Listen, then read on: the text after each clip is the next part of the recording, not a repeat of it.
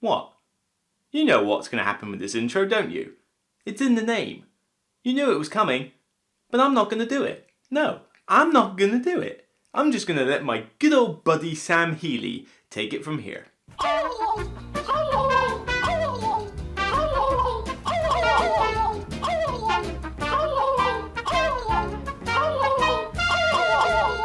I'm such a child.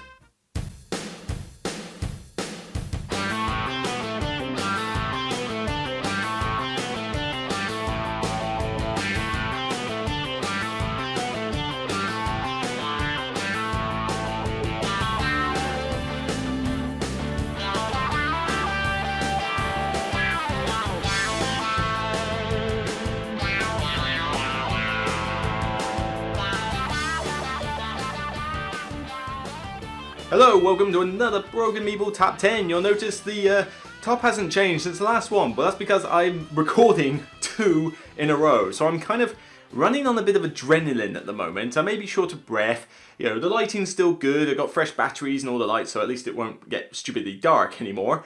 But yeah, I'm kind of on a bit of a high. I'm kind of all jazzed up. Mainly because it's the weekend, I get to see my girlfriend again tomorrow for the first time in 2 weeks because she's been on holiday, so I'm kind of psyched. Even though I'm talking about a list that's semi-negative, but in a fun way, in a slight tongue-in-cheek way. Well, I'll let you be the judge of that, how about that? So, today is my top 10 turkeys. The Dice Tower did this a fair while ago, and they've repeated themselves actually quite recently. For those not familiar with the term, turkey is usually given to a game where you previously enjoyed it, but over time, you've started to see the cracks in it, you've gone tired of it, and slowly it's, winged its way out of your collection, or you're just like, yeah, not a big fan anymore. So it wears on you over time.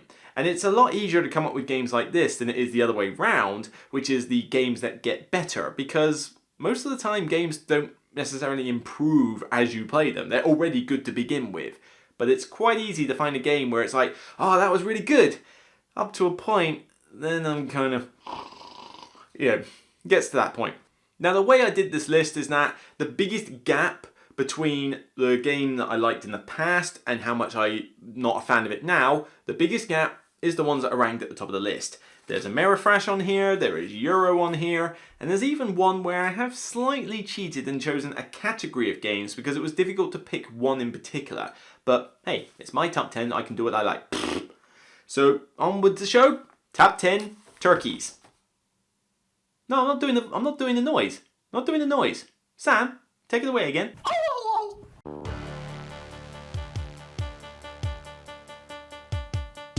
My number 10 is the only Stefan Feld game that I can claim to have liked. What? Yep, Stefan Feld is not a designer that I'm a huge fan of, not because I think he's a bad guy, but just like, yeah, his games aren't for me. They're bone dry, there's no theme, they're just point salads for the sake of point salads without having sort of rhyme or reason, and they're just all over the shop.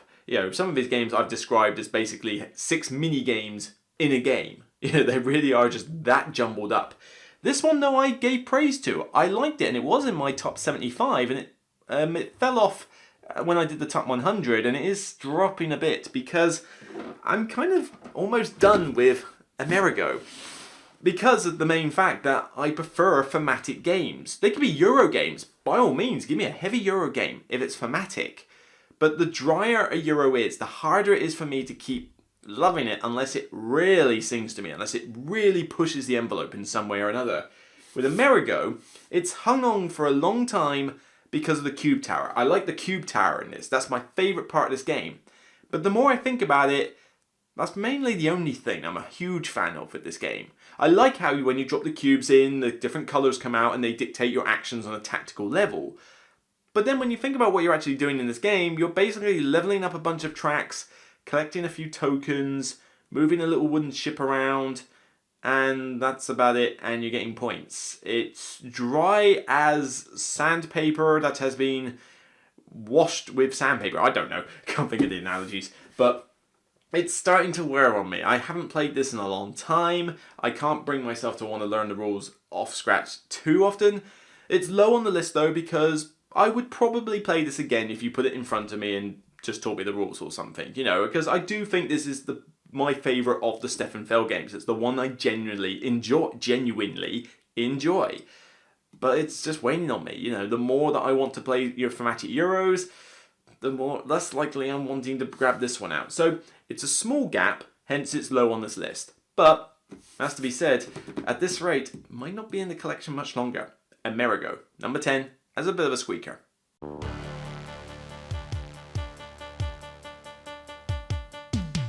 My number 9 is going to infuriate a lot of people. You know, a few friends that I know are going to hate this one, and a bunch of you out there are going to hate this one as well. But one thing that does grate me a lot with a lot of games is how long they can be. I like to play a lot of games in a game night, not just one. And in this case, this is a game that isn't played in a game night, it's played in a game marathon. You know, it's a huge monstrosity of a game.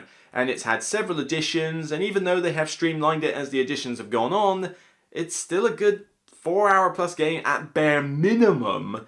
You know, if you're playing with people who know what they're doing, but it can be 5 hours, it could be 6 hours, it can be longer if you do the max player count with people who really don't know what they're doing. It's, for what you get in it, it's just a bit too long for me, and that's putting me off wanting to play Twilight Imperium again. Yeah, I know if people are like, what? But hear me out. It's a decent game. It's alright. You know, I don't hate it. But recently, you know, there've been talks about, oh yeah, there's a convention coming up. Yeah, we might do Twilight Imperium on that day. And I'm sort of thinking, oh, do I really want to sit down and play that for 5 to 6 hours again? Because with Twilight Imperium, you're there, but there's a lot of downtime you've got to put up with. And you're rinsing and repeating the same sort of actions. And when all's said and done, it pretty much boils down to, here's a bunch of objectives, get a few points, and oh, by the way, somebody's going to go to the Centre Metacore Rex, somebody's got to stop him. So basically, one person goes to the Metacore Rex, everybody else closes in on them, there's a huge cluster battle in the middle, and somebody eventually wins. And that takes loads of hours to do. Could this not have been done in a 90 to 2 hour game? I mean, I've got Empires of the Void 2, which I love, and that gives me the space feel of going out into space, exploring new worlds, allying with races, you know, what a proper space epic should be. This one is epic, but it's very Euralized, and I don't really feel like the race I'm playing, nor do I feel like I've justified the 4 to 5 hours plus I've played it for. Again, I like the game. And I used to love playing this. You know, when people were, you know, arranging these as event days, I was like, yeah, all right, can I get a slot in? And we used to go around their house, we'd have a few drinks, play a game, and it was good fun. But this is quite long. And like I say, you could convince me to play this again with people who know what they're doing. But it's long. Can we not just play a shorter space epic game? There's plenty out there. Why does it need to be 4 to 5 hours? Twilight Imperium, number 9. Another squeaker turkey.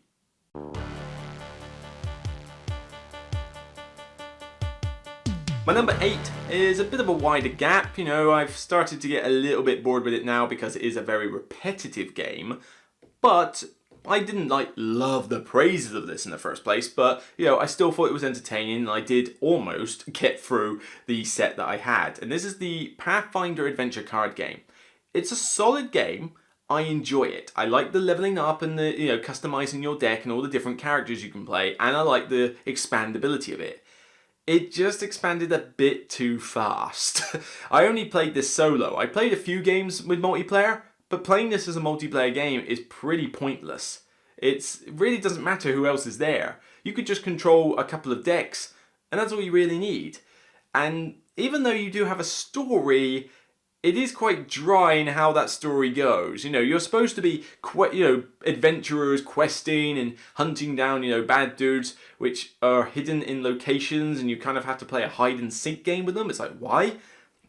And on top of that, you're going through these locations, and one minute I'm searching this abandoned cave, and suddenly my ship is scuttled. It's like, what? I was on land. Why is my ship suddenly scuttled? And okay, I am now going to enter this pub or something. Why is this giant demon thing here for me to kill? It's like, what's going on? The theme is really all over the shop with this, and it slowly waned on me over time. I couldn't bring myself to finish the whole Skull and Shackles box that I had, even though I had the whole content. I think I got 3/4 of the way and then I kind of gave up.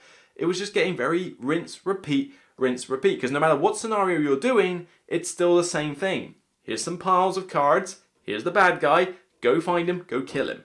There's very little to differentiate the games and scenarios. So the main thing that was keeping this enjoyable for me was having the deck, customizing it, and utilizing the cards to their best ability. So I did enjoy it, and I probably would still enjoy it now, but I have no desire to pick up any of the other sets, you know, Rise of the Rune Lords, the original one, or the Mummy one, or the Demon one, or whatever else they've come out with now. They look tempting every time I see them on the shelf, but then I just think, I'm not going to get enough mileage out of these. And they haven't changed how the core mechanic works, therefore I'll probably just end up thinking of them as turkeys as well as this one. So, decent game. It gave me enough for the money, but eventually I just don't feel like playing the adventure card game again.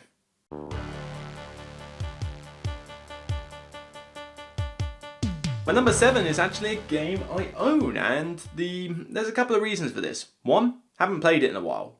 Too many games to play, and it's slowly been waning off my attention for that reason. Another part of it is because there's some aspects of this game I love. You know, I think they're brilliant. There's another aspect of this game though that I really don't like, and it's kind of half the game. So I'm sort of playing this game of which half of it I'm loving and half of it I'm not. Plus I'd have to replenish all the rules in my head because it's been a while since I've played it. So I don't know how much longer this is going to last. It was on one of my top 10 lists recently actually for multi-use cards, and this is a staple child for multi-use cards in a Euro. La Granja. It's an enjoyable game. I mean the gap is fairly wide, but again this is like a game of two halves for me, and it started off as being love this half, hate this half.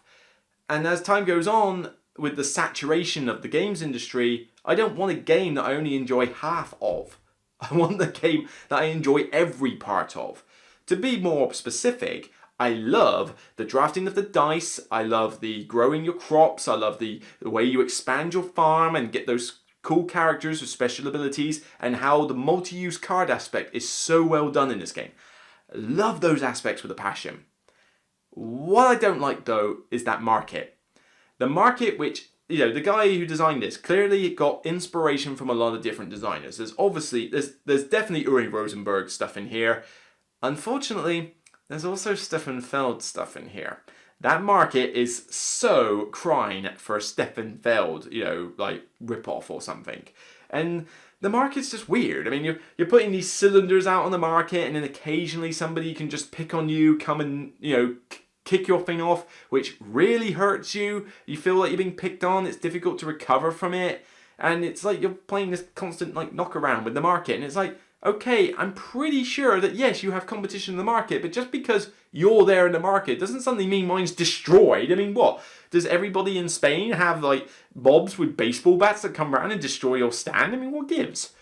And I just really don't like the market mechanic. I usually try to ignore it in most games I play, and I have won occasionally doing that because I've done so well on other aspects, but it's such a big aspect of the game in order to get points with that market that you're kind of forced to use it, and I just don't like the market part.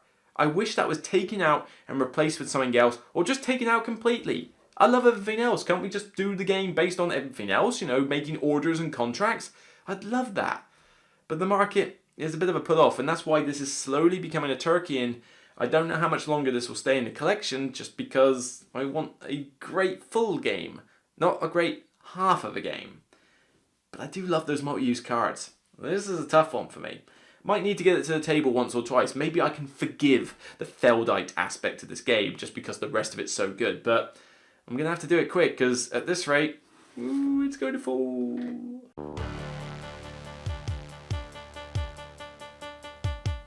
My number 6 is a game that I will keep in the collection because it's relatively small and I like teaching it as a gateway game to some new players, but I don't exactly jump for joy when I see this micro game coming out. And it's weird because from 2013, this was like the hotness. I mean, everybody was raving about this micro game. It got to something like number 11 or 13 on the Dice Tower People's Choice once, you know, in the top 100.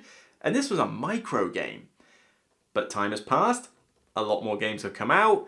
It's starting to show its age. and just simply retheming it to another intellectual property is not good enough to keep it interesting.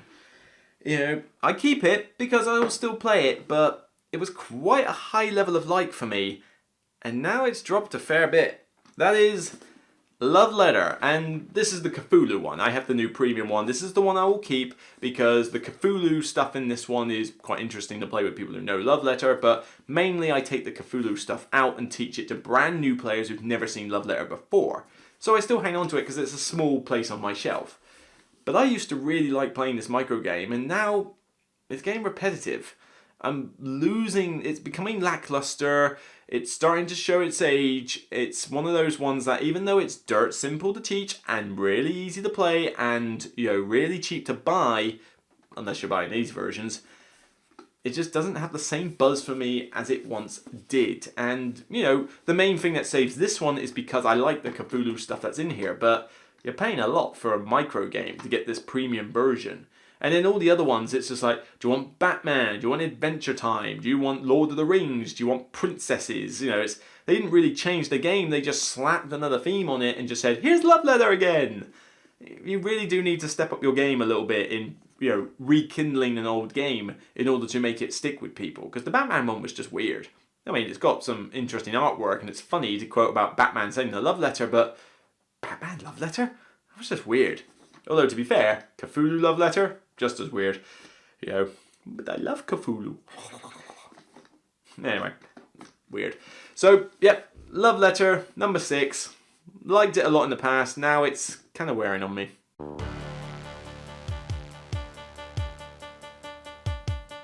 My number 5, I raved about this one. I was saying that this was the best game of 2013, and for a period I did think it was the best game of 2013. It was an underrated Euro, not well known, small box, good bang for your buck, dry as a bone, but it had interesting choices. It threw a twist on the whole worker placement thing that I hadn't seen before. The whole thing of, yeah, you're not actually necessarily putting stuff on the cards. You will put a worker on a card and you will take it off, but then it's based on how many workers surround the card. And you're placing them in between the cards, not on them. And it was a cool little twist. And this is Experion.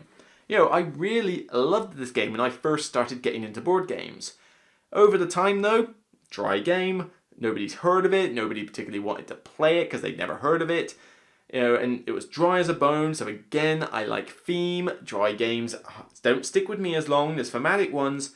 And slowly it just started to show its age. You know, my taste changed in Euro games as well. I mean, you could possibly convince me to play Experion again, but I'm not desperate to. But I think it's an okay game now. It was quite a leap though from, you know, being, you know, oh yeah, this is the best game of 2013 to just being okay. But this isn't as low down my, you know, underwhelmingness of it as some of the ones previously on the list. It was just quite a big jump from loving it to now just finding it meh. You know, so it's, you know, it's gone down a bit. I think it's still a solid Euro game though. Certainly give it a try if you can find a copy of it, because it's been out of print for donkey's ages, and that doesn't help. You know, no expansion, no support for the game. It just came and went, you know, and for me, it's already out of the collection. I'm done with it. You know, if I don't play it again, I'm not going to lose any sleep. It was great in the past though, Experion.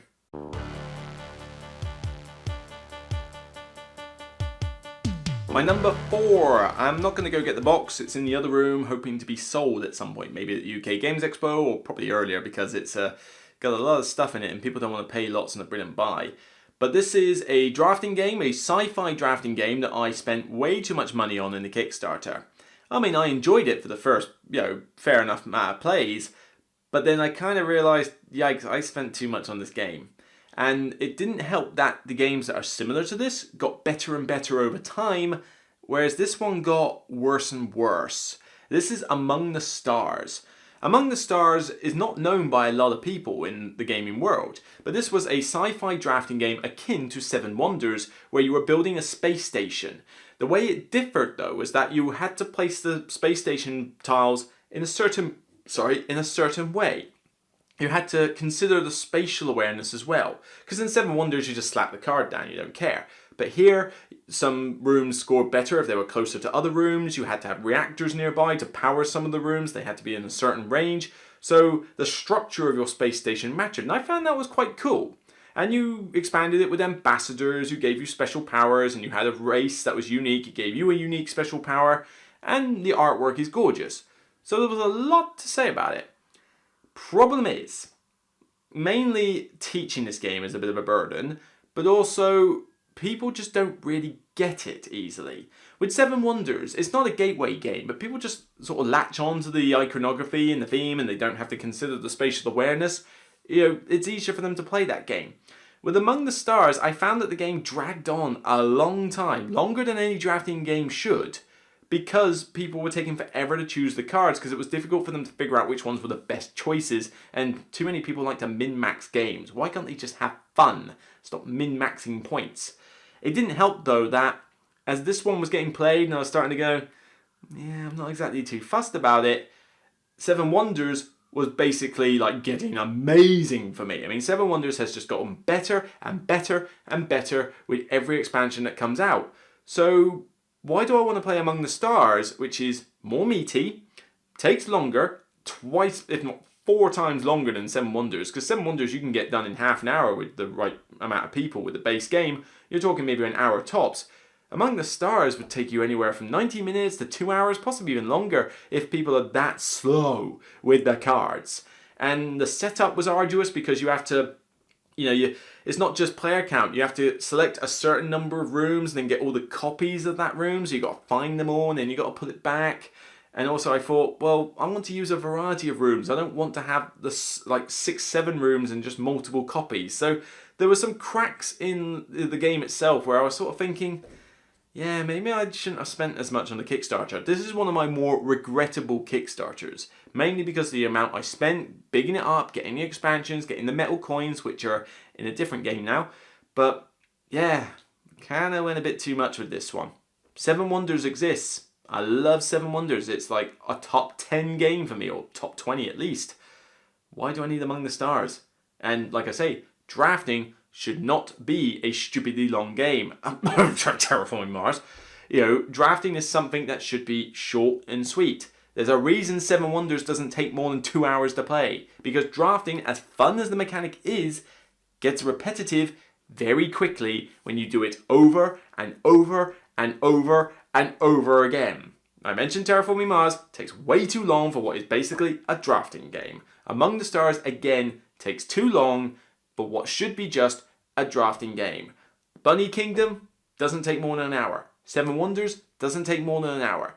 Drafting works better when it's supported by a lot of other stuff in a bigger game, or if it's pretty much the crux of the game, which, let's be fair, pretty much is the crux of Terraforming Mars, let's put it that way. The area control is minuscule in comparison to the drafting.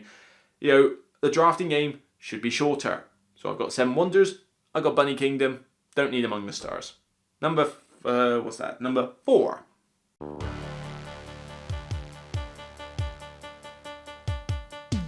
My number 3 is actually still in my collection and will probably never leave it. Mainly because it's in a big vault box up there, and there is no way I am going to separate every single component out of that vault to try and sell it off, especially when I don't have any of the original boxes anymore. I literally had, I think, a whole shelf taken up by this one game, so all of those got cannibalized and put in the vault along with my sister game to it, Eldritch Horror.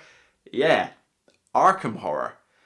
I still enjoy this game, but I loved it before. This was one of my favourite games, and I still think it's a wonderfully great thematic Cthulhu experience.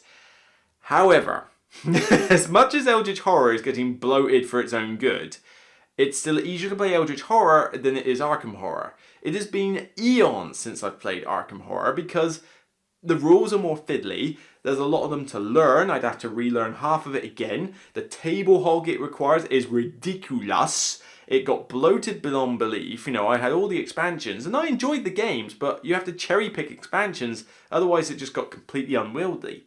But even then, not many people wanted to play it for that long. You are rolling dice a lot for a long game. It was just one of those ones where it was an event to be able to play this game. Even if I did it solo, I'd probably be thinking, why don't I just play Eldritch Horror? Eldritch Horror? Why don't I just play Eldritch Horror? But then when I'm soloing Eldritch Horror, Sometimes I'm thinking, why don't I just play Arkham Horror the Living Card Game? Because that is quicker and better and, so why do I need Arkham Horror? It's still in the collection. Maybe one day in the future I'll play it, mainly because it's there and I can't get rid of it. But yeah, I loved this game. And now I still like it, but it's a turkey because I can't honestly say it's one that I'm going to get to the table as often again. For a multitude of reasons, most of which I've explained. But yeah, Arkham Horror deserved to be high on this list. It loved it to bits, wanted to play it all the time. Now, time, yeah, not easy.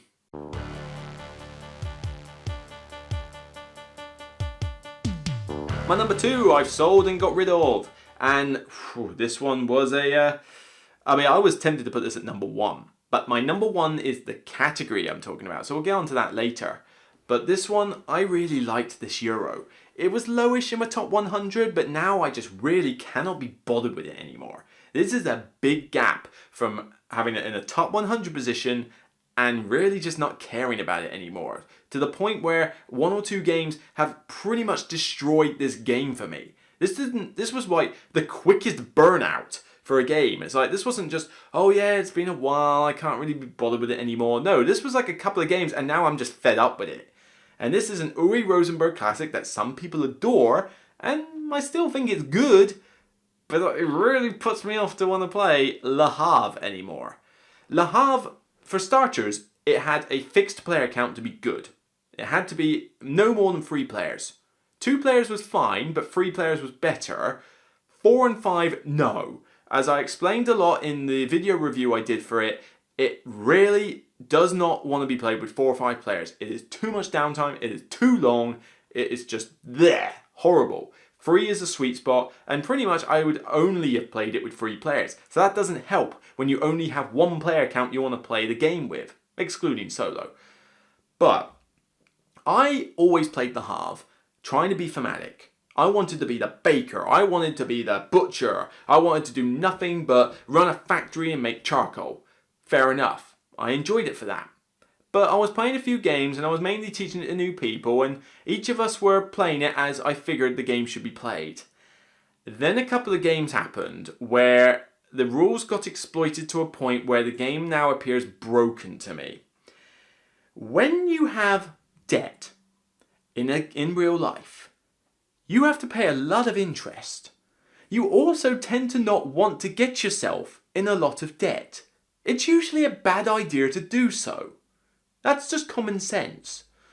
So in 2 separate games in a row, when the best way to win, and I am sound that this is the best way to win this game, is not only to not be too fussed about taking a bit of debt, but to take all the debt you possibly can. Literally, players were in this doing everything to get debt. They wanted every loan. They wanted all those loans and potential negative points. And I'm thinking, why are you doing that? How are you possibly going to repay this back?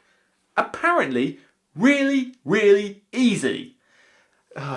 Because first off, the game, for what stupid reason, says that you only pay 1 franc of interest to the bank whenever it's due, no matter how many loans you've got. Hello? Has the designer of this game heard of a loan before? That's not how they work. The bigger the loan, the more the interest. So why can you have why are you only paying 1 franc for like a 10 franc loan and 1 franc for a 100 franc loan? That doesn't make any sense. So it's cheap to have the loans. So you're thinking, well, what about the negative points?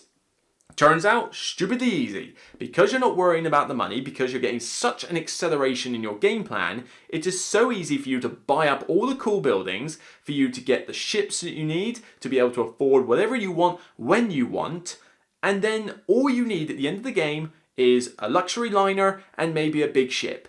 It sounds like a lot, but when you've accelerated yourself so much, getting those ships at the end is not that difficult. It really wasn't for them. And those 2 cards pretty much cancelled out the negative points they had, and then they just wiped the floor with everything else they've got. Whereas the rest of us who are actually playing the game, well, I say properly, I know some people disagree, but, by not trying to get as much debt as possible, trying to avoid it, I mean, I play my Lahav games where I don't take any debt. You know, I don't need debt. I can be efficient with my money. But apparently, just taking a ton of debt and just paying it off with one ship is apparently a better thing to do in this game. So it got to a point where I'm like, now I don't want to play this game. Because the best strategy I know of is just to take all the loan cards and pigeonhole myself into doing the ships. I mean, the ships are a main staple of the game. Okay, it's a harbour, but I played it more for generating the resources. The ships were an afterthought. You know, I would get my points by other means, but now it's just, I need the biggest ship I can, and I need all the loan I can get. So now I'm put off wanting to play this game. And I know there's going to be disagreement as to that being a sound strategy and, you know, that being the way to play it and all that. But after those couple of games, it just really soured me on this.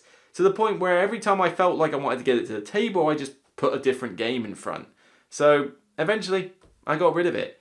I don't agree with that the way that game plays now. So you might be able to convince me to play it, but it's probably unlikely now. I'll stick with Caverna, Feast of Odin. I'll stick with other Uwe Rosenberg games, you know, Fields of Arle and stuff like that. But Lahav, it's out.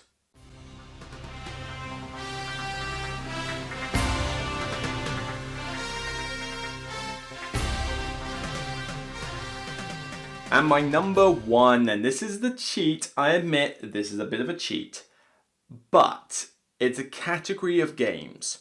And I suppose if I'm going to pick one, no, I can't really pick one. I mean, the first one that I played of this style of game, since I got back into gaming, was Descent 2.0. Before then, I had played other similar games, you know, like Hero Quest and a few other, you know, Warhammer Quest and some of the older games in the past. And then since Descent 2.0, I've played other dungeon crawl games. And that's what this number one is. It's not just Descent 2.0, it's dungeon crawls in general. I'm done. I am so done with dungeon crawls. I used to love a dungeon crawl. You know, I had Imperial Assault, loved it. I played a Mate's Descent 2.0, loved it. I've played Hero Quest as a kid, loved it. You know, just and level 7 Omega Protocol was a great dungeon crawl as well.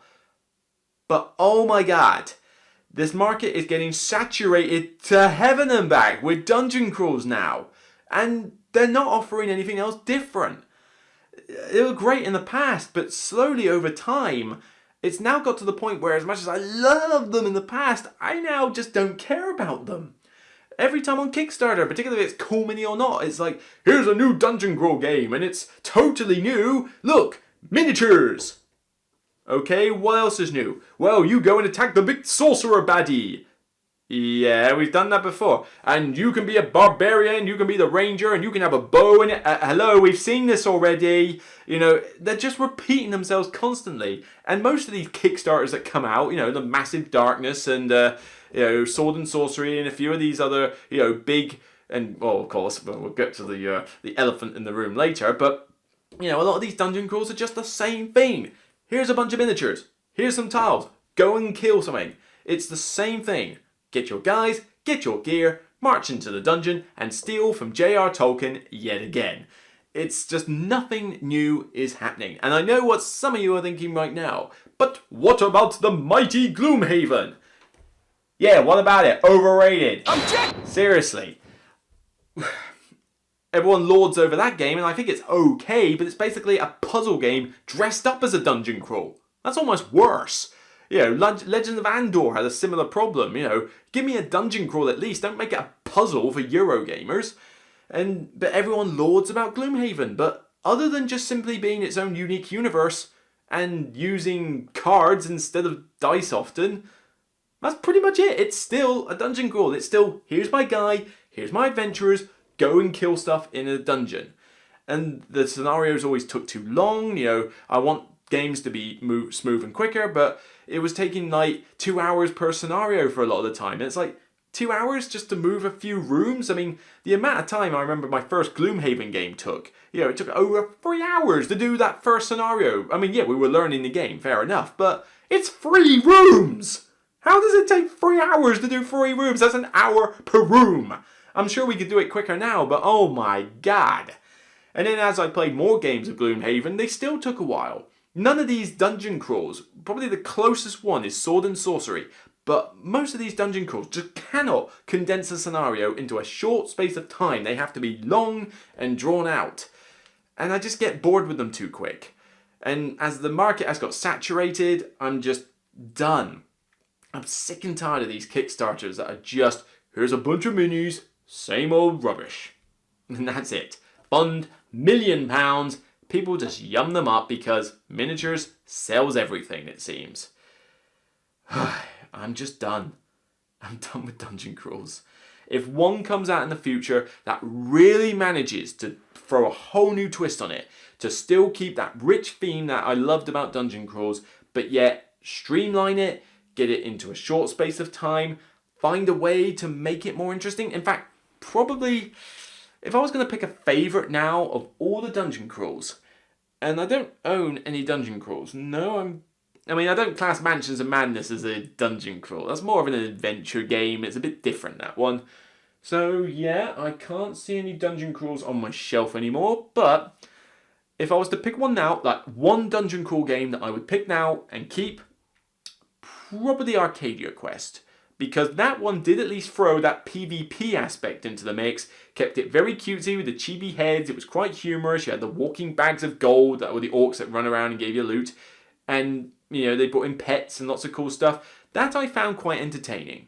And if I was going to pick a dungeon crawl to keep on my collection, I would probably choose Arcadia Quest. But again, expensive, takes a long time, lots to set up, lots to store. That's another thing, these dungeon crawls take so much storage space. It's unreal and cost the ends of the earth.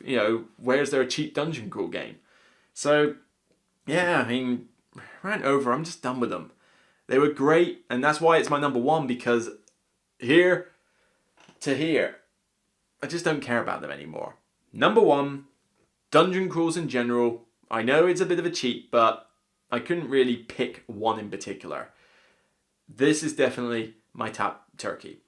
And yeah, I'm expecting it to cut to black. No, I've got to talk about other things. So very quick, honourable mentions I had. Feast for Odin. I think I will still keep that game and still play it. But if you remember the previous list I did, I said it was one that I hate to teach. And not wanting to teach a game kind of froze my ability to be able to learn the rules again and want to play it as often. So that was tempting. Alien Frontiers. I'm still decent with it. I sort of crossed it off eventually. It's meatier, it's harder to get to the table, particularly with the expansion, but I still like Alien Frontier, so I wasn't too ho-hum about that. One Night Ultimate Werewolf would probably be my 11. I still enjoy the game, but it's whittling its way down because it's hard for new people to get into it. They have to struggle with all the roles.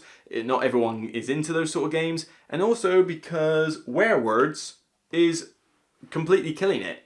I'm having more fun and easier to teach Werewords than with One Night Ultimate Werewolf. So definitely had to be a turkey, and it almost made the list. And what else do we have? There was another one there. Oh yes, and Forbidden Stars. That was more because I haven't played it in a while and it's a hard one to teach, but then I sort of thought to myself, yeah, you know what, I actually want to get Forbidden Stars to the table because I do really like the game. It's just a hard one to get out. So I didn't want the whole list to be just simply, I haven't played this game in a while, therefore it's a turkey. I kind of reserved that spot for Arkham Horror to be it, in that sense. And Patreon, yes, Patreon choice for this week is Porto Rico. And I can totally see where that's coming from. I still enjoy Puerto Rico, but the whole shipping things out and all that lot, I'm kind of like, don't care. I'll only play this game if it's got the expansion with the buildings in it, because otherwise it's the same stuff all the time. But another reason why it's gone down for me is, I still enjoy it, but, well, actually two reasons why. First up, there is a game called San Juan, which is essentially like the baby brother to it. It gives me the same feel, except it gives me multi-use cards on top of that role selection. It's a lot quicker, it's a lot easier, and it's basically a deck of cards and a few other little bits. And it takes half the time to play. Why do I need Puerto Rico? I've got San Juan. Simple as that. But also, my gad, there are some games which you should not play with the people who really know how to play it, because some people take it way too seriously, and it's not enjoyable to play a game with anyone who takes it way too seriously. But what on earth is it up with people who play Puerto Rico too much? This is like Puerto Rico sharks, you know, because turn order means so much in that game that a new player playing it will practically ruin the experience for one of these Puerto Rico veterans who sits before him.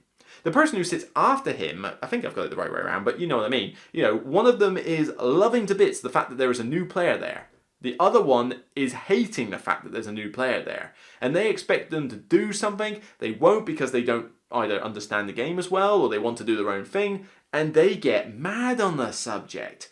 You know, I have played Puerto Rico at times where there's that 1 or 2 people in the group who have played it like 100 times. They wipe the floor of you, they're quiet, they're just too busy trying to min-max points.